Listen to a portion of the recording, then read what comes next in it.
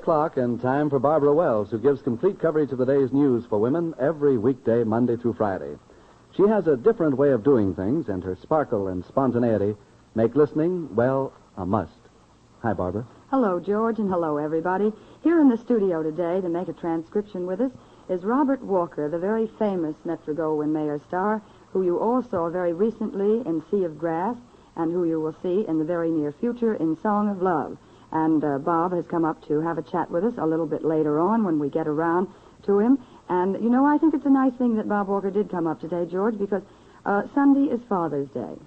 Oh, that's right, and he has several children, doesn't he? He has two very, very good-looking and bright young boys. And he's an outstanding actor fella. Well, I think it's pretty good to not only be an outstanding actor fella, as you put it, but also to be an outstanding father. Yes, that's right. And I think, personally, that there are a lot of outstanding fathers in this world, and I think that they're a little bit neglected. Now, Sunday is the day set aside for them, and I think that even this Sunday, when it is supposed to be their special day, some of us have maybe let it slip our minds and haven't gotten a card or a necktie or a posy or something to give Father on Sunday. Yeah, Potter needs a little posy. I think that Potter needs a little more than that, George. I think a posy's a wonderful idea. I think merely the thought of letting him sit around and read the papers first before you or the children rumple them up, or maybe bringing him his slippers, or telling him something that if you've been married to him for a while, perhaps you haven't told him, and that is, "My, you look attractive," or listening to him talk, or laughing at his jokes, or any of the little things that in the hurry and the rush of every day you sometimes forget to stop and make time for. That's a wonderful suggestion, Barbara, and I certainly think you are to be commended on bringing it forth. Well, the fathers are very conscious of being fathers, George. Warren Austin, who is the American delegate to the United Nations Security Council, was named Father of the Year by the National Father's Day Committee. And he was outlining the new responsibilities of fathers yesterday when I happened to see something that he had said. And Mr. Austin said the privileges of fatherhood have inspired men since the beginning of time. But the fathers of today are challenged to greater endeavor. Their privileges and duties extend beyond the family, beyond personal attachments of blood, community, and race to the world. And I think that's a very true statement that Mr. Austin made. It certainly shows that he is one of the fathers of the year when he is thinking not only of his own, but of others beside himself. I'm glad this day has caught on. I remember back in I think it was about 1928 or 29 when they first started it. And it gradually has now become almost, but not quite, as big as Mother's Day. That's true. It hasn't reached quite the proportions that Mother's Day has, but it's fast becoming that way.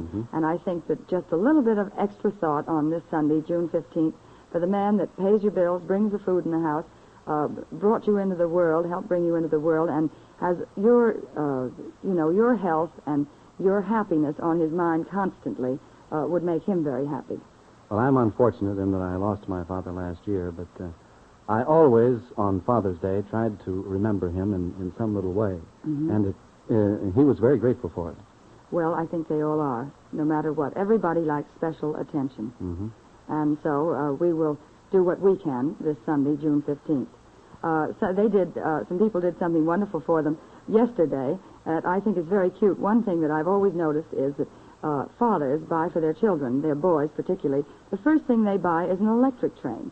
And then the poor little child has no time to play with the electric train because the father is out there doing it all himself. A friend of mine named Joseph Meehan has a beautiful set of electric trains, and his children have a terrible time trying to get near it and work it.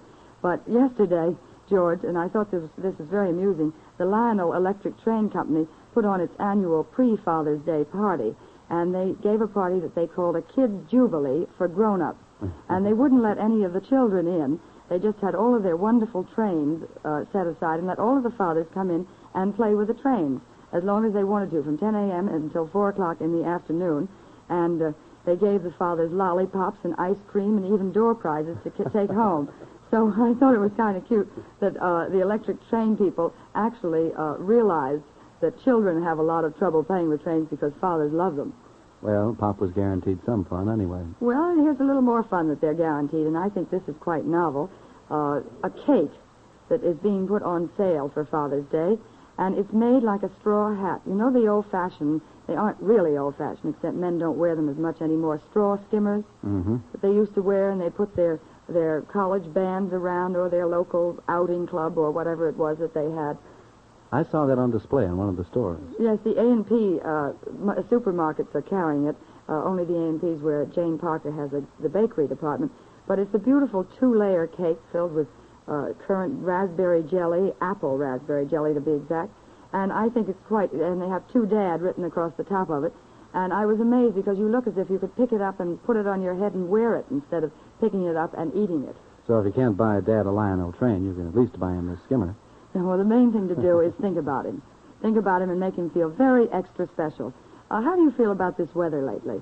Well, I think it's a little bit warm in spots. Well, it's certainly... One day, especially last week, that is the early part of this week. Wednesday, it was 86 degrees.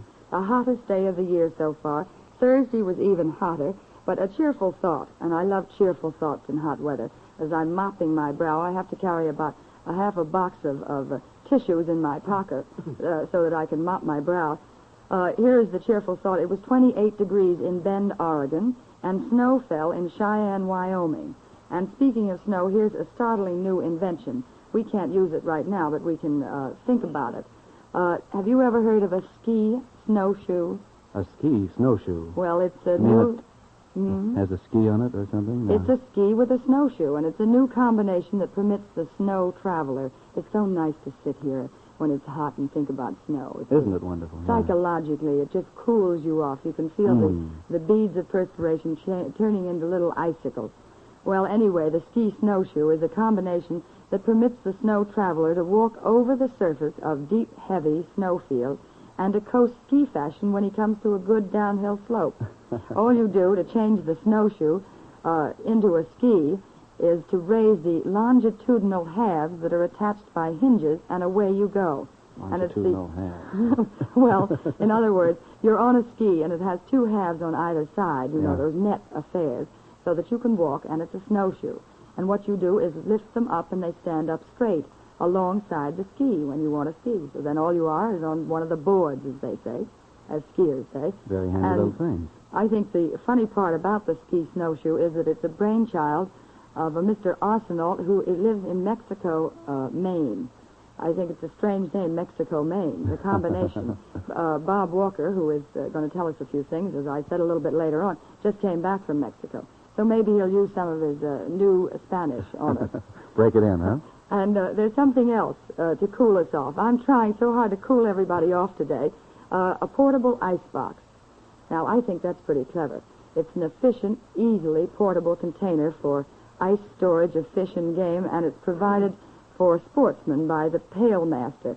And actually, all it is, George, is a fiberglass insulated plastic lining designed to be used inside the familiar 10-quart galvanized pail.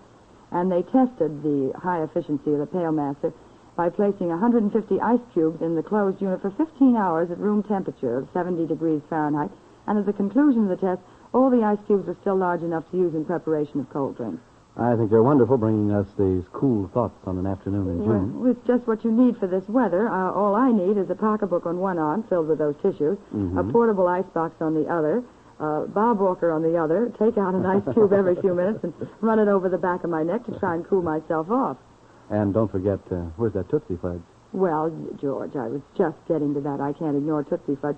After all, we love Tootsie Fudge, and so do all our listeners.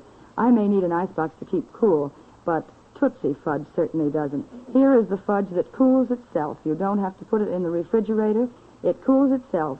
You stir it for 4 minutes only. You don't have to add any sugar. It has its own sugar in it. All you add is butter or margarine and some water. If you follow the directions on the package, you will be sure of getting one of the creamiest, softest, most chocolatey fudges, luscious, delicious fudge that you could possibly eat. And if you want to, with these summer nights coming on where people drop in unexpectedly and you want to have something that is extra special, all you have to do is drop some pecans or almonds in it, which makes a very nice nut fudge, or chop up marshmallows and drop them in it. And then I think peppermint flavor is cooling on warm summer nights. And if you drop a few drops of peppermint in it, you will come out with a peppermint chocolate fudge. You know, I have never heard anyone sell candy like you do. I feel like it's right out there in front of me, and I'm ready to pop a nice, juicy piece down my esophagus. Well, if you'll pardon that word. It's a lovely word, George. Before I knew about Tootsie Fudge, I had a sweet tooth. And now that I've discovered Tootsie Fudge Mix, I have every tooth in my head is sweet. It's turned into a sweet tooth. I just can't get along without it. So it's spelled Tootsie, Tootsie, and it's made by the Sweet Company of America. Who also make Tootsie Rolls. Yes. Florence, a little while ago you were talking about the hot weather and complaining just a bit. Mm-hmm. Well, I have a little bit of inspiration which I'd like to bring you today, which might dispel any thoughts of, maybe dark thoughts, shall we say? Well, I think that's wonderful, George. I think in this world today, everybody needs a little bit of inspiration. This is a lovely bit written by one Marion Doolan, and she calls it, Help Me to Forget This Hurt. Do you want to hear it? I wish you would. It happened last week. A friend of mine gave me a raw deal. She let me down hard. For one whole shocked day, I thought about it. I thought of the things that she had said. I thought of the look in her eyes as they slid from mine. I don't think I ever want to see her again, I told myself. And at the end of the day, in my hour of prayer, I cried. Please, God, let this friendship stay broken. I don't want it mended ever. But the good God has ways of his own, and my prayer changed to, help me to forget this hurt. And forgetting came. It came through remembering, and through remembering came peace. Back through the years, I went in memory. I remembered my friend as she had been when I had first known her. I remembered the good, simple, kindly things that she had done. I remembered the summer day that she had come to my door, hot and tired, lugging a half-dozen cans of pineapple juice. And she said, because I knew you couldn't get out to get it, and it would have been all gone. And the time when I had been so ill, and she had said shyly, I prayed for you. I kept remembering and remembering all the lovely little highlights of our years of friendship. And lastly, I thought back to something my grandmother had once said. Mine dear, we're all human. We all fail sometime or other. Love God. I don't blank too greatly, or that should be bank. I don't bank too greatly on anyone else. And so remembering, I closed the door of my heart on the bitterness of the day, and I turned on my pillow and I slept. That's perfectly beautiful, George. Isn't it? It's rather consoling. I'm so glad that you read it to us, because I think it's terribly important that people don't jump to conclusions in these days when, as you say, someone quickly, for some reason, might do something to hurt you. My mother has always said to me, wait and find out the real story before you start to be angry or hurt. Because she said people always have a reason for whatever they do. Sort of keep a ledger, is that right? Exactly. And balance the budget, we might say, on each person before you sort of give out any thoughts of, one way or the other, unless they're good thoughts. Yes, and the thing that's important to remember, George, is after all, you yourself aren't perfect. So why should you condemn other people who, through carelessness, make a little mistake when you are probably going to make the same mistake yourself someday, and when you do make the same mistake, you will hope that other people will be kind in judgment of you. We can bring up that old statement. People who live in glass houses should never throw stones. They shouldn't even throw pebbles. And I think most of us live in glass houses, don't you think so? Mm-hmm. Well, you can see in a lot of them these days. It's a rather touchy situation because people have things on their mind. They're busy. They're worried about the world. They're insecure within themselves as to just how long we're going to have a peace.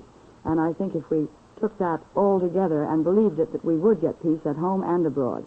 That's a fine commentary. Very, Thank you. very good. Thank you.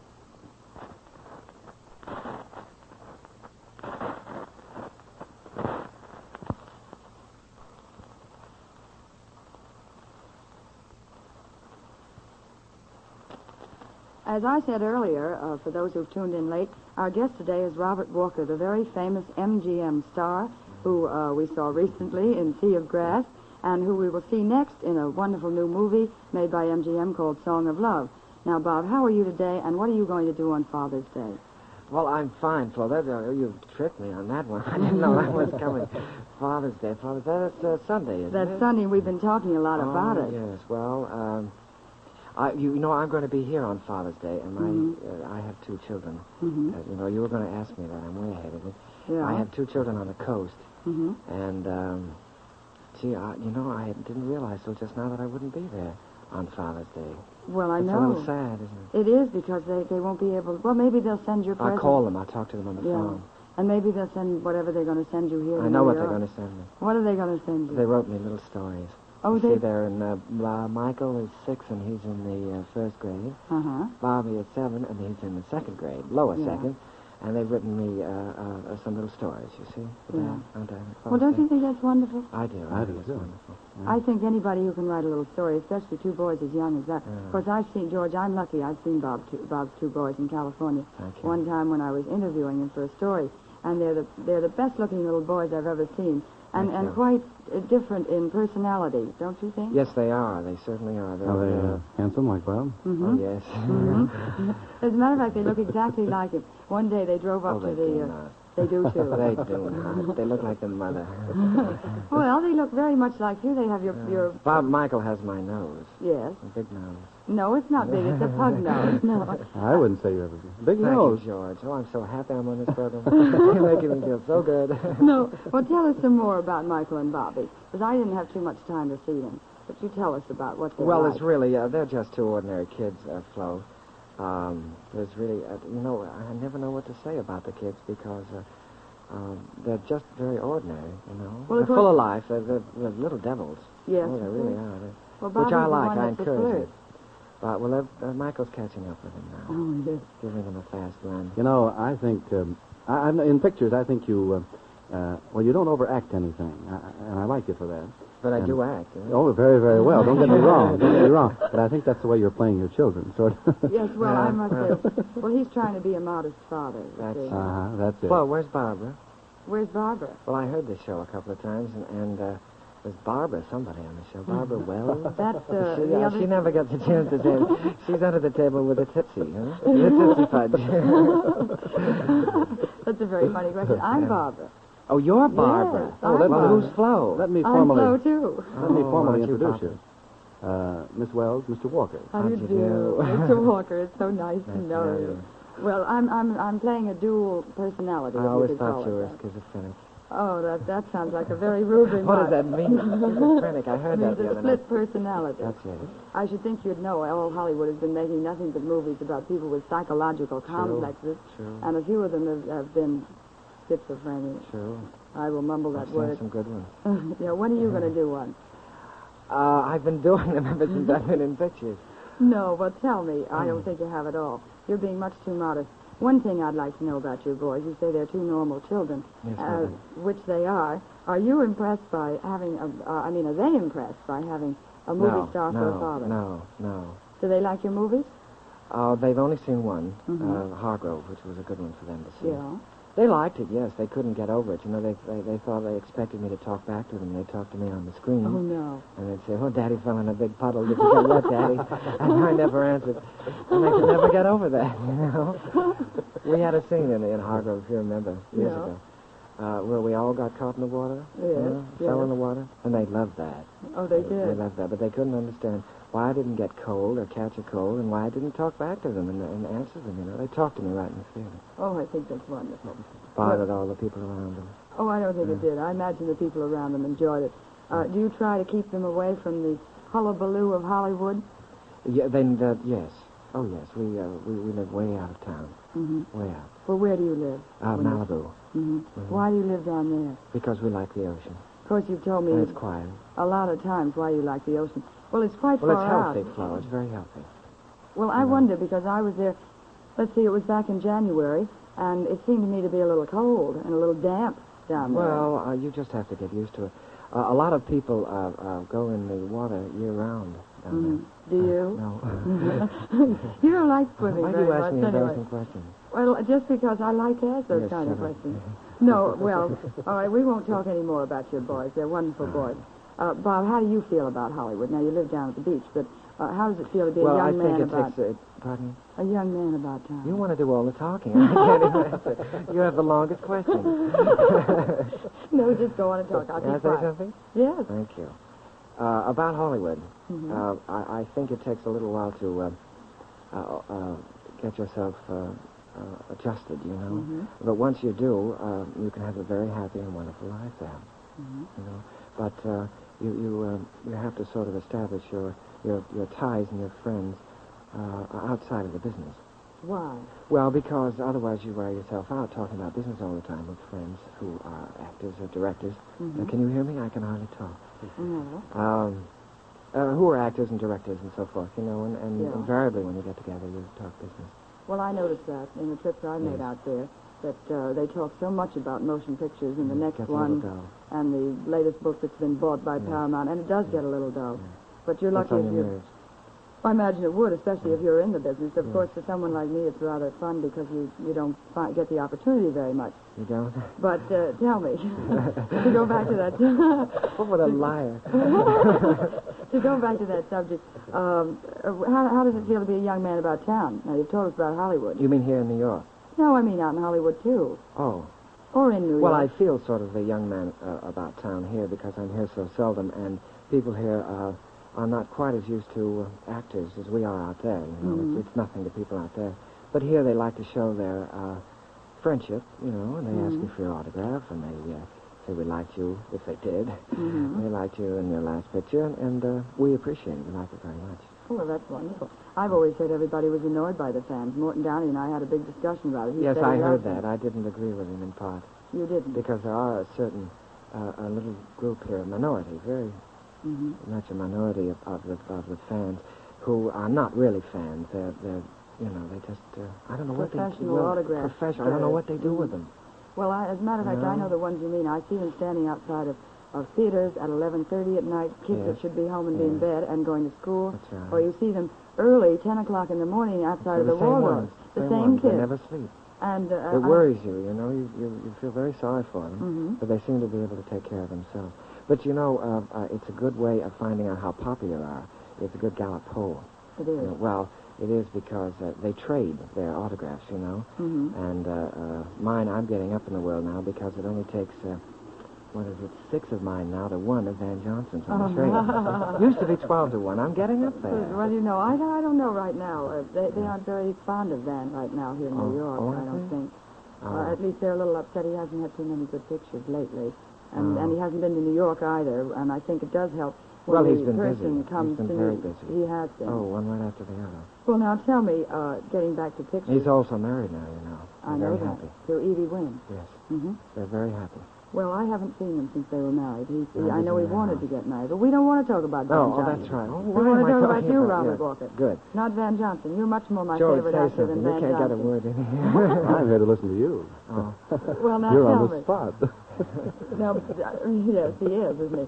Well, he's accused me of talking too much, and I want to leave him on the spot so he can do all of the talking. Who is your favorite actress? Favorite actress? Oh, I have lots of them. I like Deborah Carr, Judy Garland, several. Well, you're sort of versatile in your take. Yes. How about Katharine Hepburn? You did it. I think Song she's of wonderful. Love is with her. I just finished that with her. I think she's wonderful, full of life, and she really works well. Yeah. Which is a little unusual. She really works. As back here, we hear that she's a little difficult and a little high-toned. No, I think anybody with as much talent as Catherine has, you know, they're misunderstood. Well, I feel that.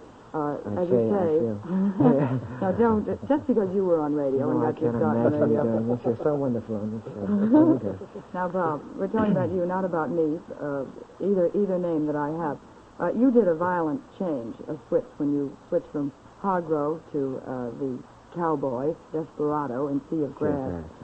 Which type role do you like best? Well, I liked Hargrove very much.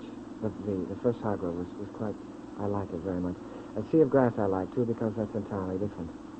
Well, it is. Are you going to go on having different ones? Different tastes? I hope so. And not go... I know that you don't want to go back to a Hargrove-type role, do you? No.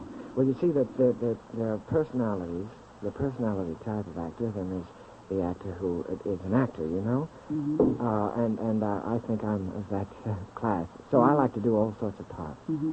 Well, you do them all and do them very well. Each one is sort of different. Oh, gracias. You're Just welcome. came back from Mexico City. I've got to show off my Spanish.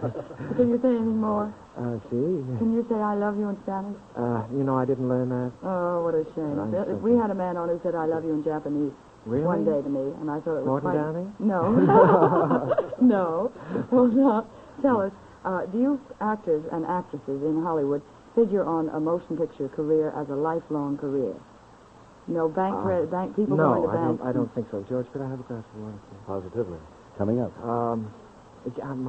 Doing this, I get so tight. No, Flo, I think we're all very grateful for the opportunity out there, but we all want to do theater, and especially coming to New York like this, as I had to come to do this show on Sunday night. The Theater Guild. The Theater Guild. We get very restless, We see these wonderful shows back here, and we want to come back and do them, but schedules at the studio are so tight. Am I talking too much? No. Oh. We want to hear you. Well, schedules at the studio are so tight that we can never get away for long enough to do a show, which an actor needs very much. Yes. Very much. Well, you get a feel of an audience. Yeah. Well, out there, in the middle of all of these tight schedules, you do get an opportunity, Bob, to observe all of the famous women of the world, practically, and all the most famous beauties. Yes. And I must say, you do observe them closely. What do you mean by that? What qualities are the... You're so catty. Yes, no, I'm not. No, I'm a I didn't sweet, mean that. agreeable girl. I didn't mean that. What qualities are the most attractive to men? About a woman? Oh, you've got me on the spot now. Not a very bad spot, a nice spot. Well, I think a man appreciates a certain amount of chic. Not any tremendous good looks or anything, but wonderful personality, a solid, good personality, good dresses, a certain amount of sweetness. Doesn't want much, just about everything. Just about everything. Just about everything. How about girls who have careers? Do you like girls who have careers? Yes, not to marry, but to know. Yeah. Yes. Well, why not to marry? What another spot here. Why not to marry? Well, I don't know. I think and that's why I wondered. I think being a wife and a mother is just that. I think that's a tremendous job. Well, I think in this country, particularly, Bob, at this point, 2 or 3. Too many girls are concentrating on trying to combine the both. Yeah. And you either must have a career or you must. Well, I think it takes an awfully remarkable woman to do it. To combine all three of them. And there are very few, I think. Because I think it takes an awful lot out of a woman if she does give a lot to her family. You know? And she can't do 2 things at once. No, that's true. I think marriage as a career in itself needs a publicity agent in this country. Too many young girls are thinking that they have to have jobs, along with a husband and a home and a wife. And you say it does take a remarkable woman. Well, you're here to do the Theater Guild show. How long are you going to be in New York? Leaving Monday forenoon. Well, I think you're wonderful to squeeze my show in your schedule. Yes, we're almost off. You're almost off. I certainly thank you very much, Bob, for coming up and making this transcription with us. Thank you, and best of luck on your show. God bless you. Thank you. We will all go out and see Song of Love the minute it comes to New York. Lots of tickets. Cheer for Robert Walker, who came on our show. All right. And our guests on Monday, George, did you know who our guests on Monday are? No, but I'd certainly like to know. Our contest winner and Mrs. Parker Starr of Plainfield, New Jersey, and Sally Victor, the very famous hat designer who's going to present Mrs. Starr with a hat. Well, I did know that, didn't I? You said that last week. And, of course, the pre-show will be a little luncheon engagement. Is that right? Yes, we don't know where we're going to lunch yet. We haven't asked Mrs. Starr, but it'll be wherever she wants to lunch. Oh, that should be very interesting. And on the program, you're going to discuss this letter, of course, and some of the things that she wrote into the show about. Isn't that right? Exactly. So everyone be sure to be on hand on Monday at the usual time, 3 o'clock, and hear Barbara Wells give complete coverage of the day's news for women and interview another famous person. Goodbye, everybody. This is the Mutual Broadcasting System.